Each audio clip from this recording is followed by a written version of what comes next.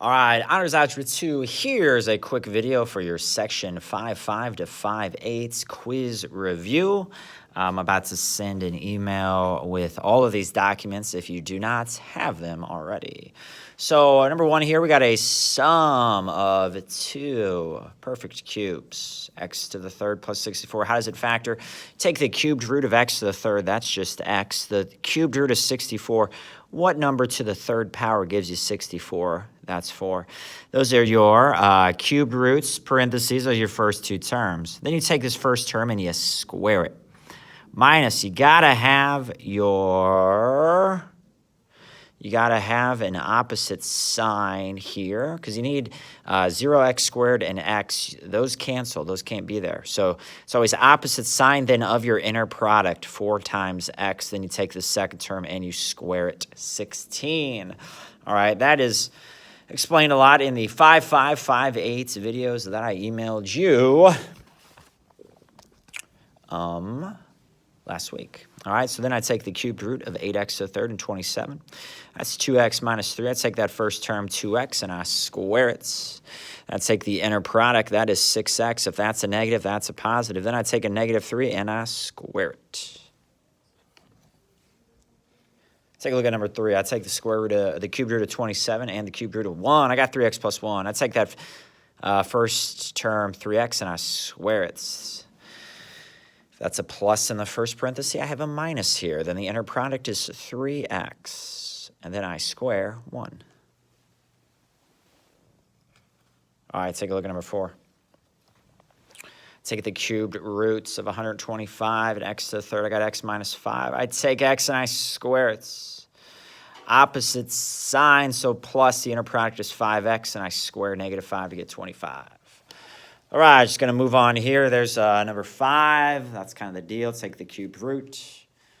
All right, so there's the answer for 5. Let's go to 6. Okay, this is quiz review, so we should just be doing the quiz review and checking our answers. All right, here. If I make a boo-boo, please email me if I don't catch it in this review. So 7 and 8, find all solutions to first x cubed minus 27 is 0. So I factor it, that is x minus 3. Then I square the first term, opposite sign of the inner product of 3 and x. Then I square 3 or negative 3. And I have that trinomial there in the second parenthesis. Cover-up method says x minus 3 is 0, x equals 3. Then I use the quadratic formula, x equals negative b plus or minus square root of b squared minus 4ac all over 2a. All right, I have to use the quadratic equation, the quadratic formula for this when I set that equal to 0. Okay, not only do I have to use quadratic equation, I will always get answers with I. All right. So negative 3 plus or minus I root 27 over 2. Same thing on 8. Take a look here. Let's factor it. Again, you got the sum of two perfect cubes. X equals negative 1 is only one of the 3 solutions. Set x plus 1 equal to 0. Then I set x squared minus x plus 1 equal to 0. That doesn't factor. I use the quadratic formula on that, and I get 1 plus or minus I root 3 over 2. All right. Factor each expression fully.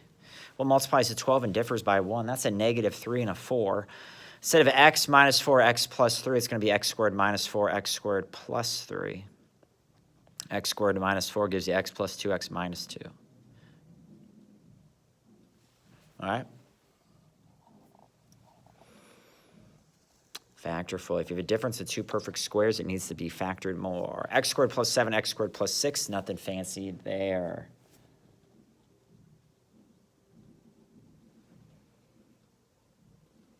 Okay. This next one here, x to the fourth plus 5x squared minus 36. That's x squared plus 9, x squared minus 4. X squared minus 4 can factor more. X plus 2x minus 2.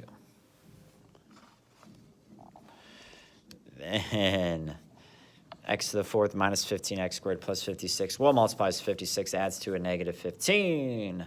Negative 8, negative 7, x squared minus 8, x squared minus 7. Yes, you have a difference, but 8 and 7 are not perfect squares.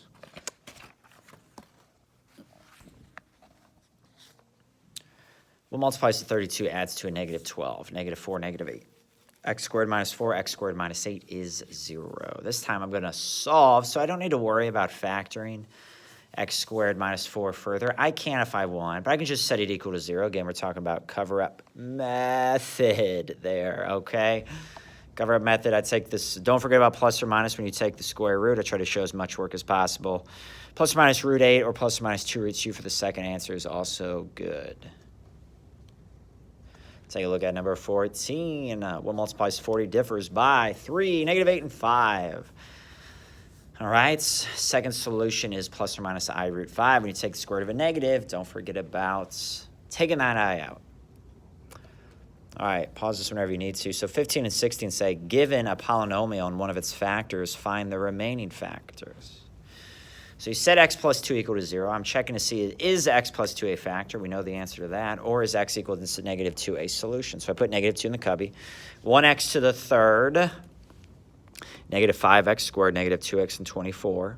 I bring the 1 down because I'm doing 1x to the third divided by 1x. 1 divided by 1 is 1. And then I multiply and add. Negative 2 times negative 7 is 14. I just made a typo there. That's a positive 14, but it's still 12 there. Negative 2 times 12 is a negative 24. Add them up, 0. It must be 0. It's got to be 0. So I have x squared minus 7x plus 12. How does that factor? X minus 4, x minus 3. All right. All over the place here. Let's talk about 16. I said x plus 3 equal to 0. X minus 3 equal to 0. So 3 goes in the cubby. 1x to the third, 5x squared. Negative 9 for negative 9x, negative 45 for the constant. I do synthetic division, which is nothing new for us. Then I get x squared plus 8x plus 15. How does that factor? That's x plus 5, x plus 3. All right.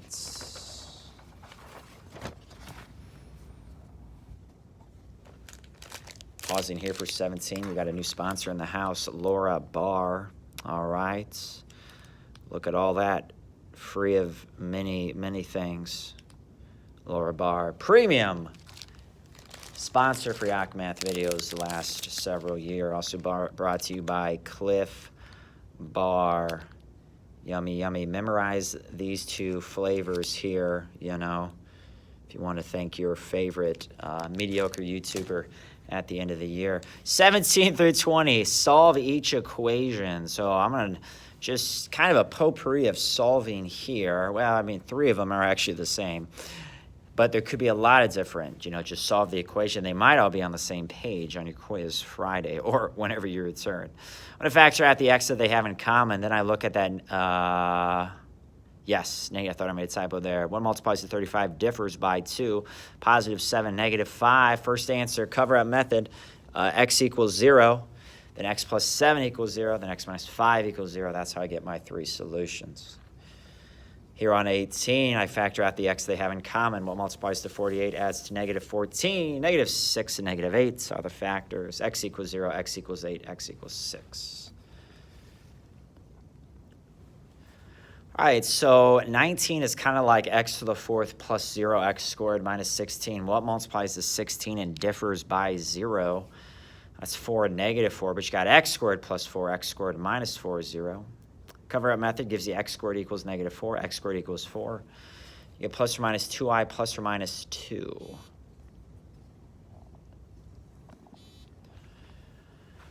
All right, so factor out the x that they have in common on this next one. Then you got x squared minus 11x plus 24. What multiplies 24 adds to a negative 11? X minus 8, x minus 3 is 0.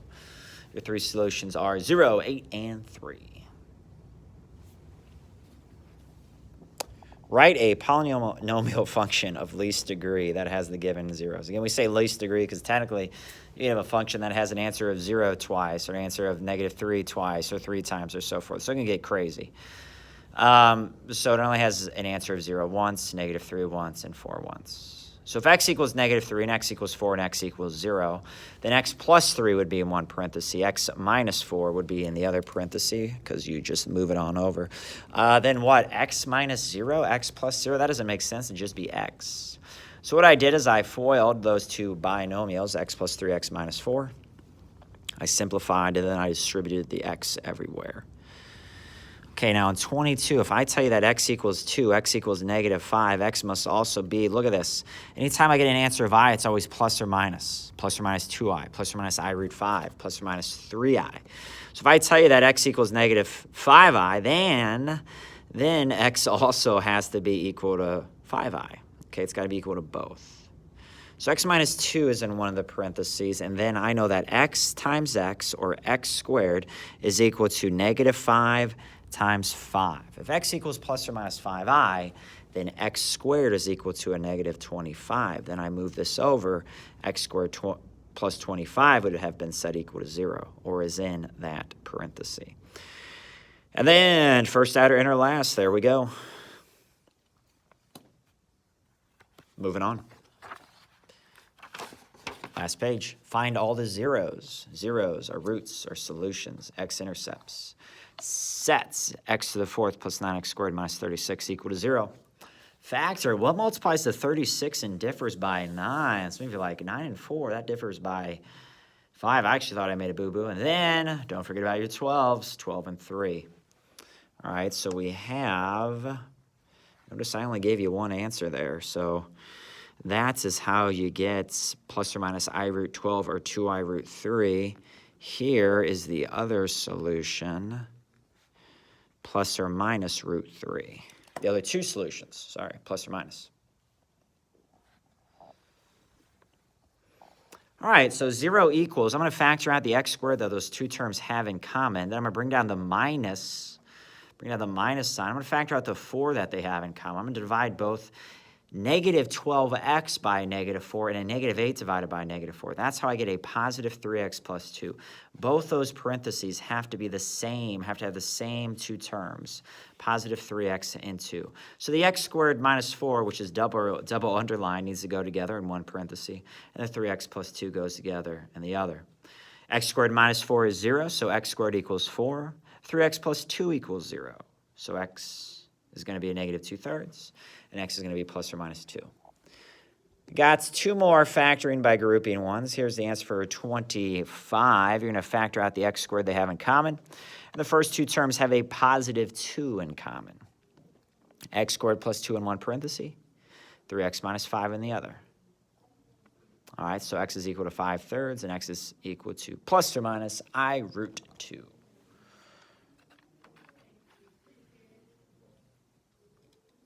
All right, 26. Factor out the x squared that we got in common there. And then in the second one, always bring down that sign in the middle. Factor out the negative 5. 2x minus 7. You see twice x squared minus 5 is grouped in the other parenthesis. Set x squared minus 5 equal to 0, and set 2x minus 7 equal to 0. All right.